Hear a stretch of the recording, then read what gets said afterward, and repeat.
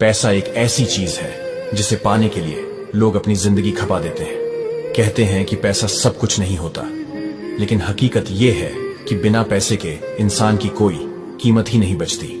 अस्पताल में बीमार इंसान जिंदगी और मौत से लड़ रहा होता है, मगर डॉक्टर की पहली लाइन होती है, पहले पैसे जमा करो फिर इलाज होगा। स्कूल में शिक्षा बिकती है, कॉलेज में डिग्री बिकती है और नौकरी में इज्जत तक पैसों से खरीद ली जाती है।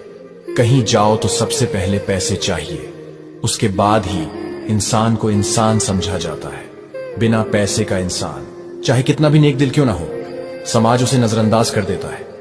असलियत यही है कि पैसा सिर्फ जरूरत नहीं, आज इंसान की पहचान बन चुका है। जिसके पास पैसा है वही सही, वही बड़ाड़, वही इज्जतदार। जिसके पास नहीं है उसके सच को भी झूठ बना दिया जाता है। जो झुकना जानता है वही वास्तव में ऊंचा उठता है, क्योंकि अहंकार से भरा हुआ व्यक्ति दिख सकता है बड़ा, पर विनम्र व्यक्ति बनता है महान। विनम्रता कोई कमजोरी नहीं, यह आत्मा की सबसे ऊंची अवस्था है।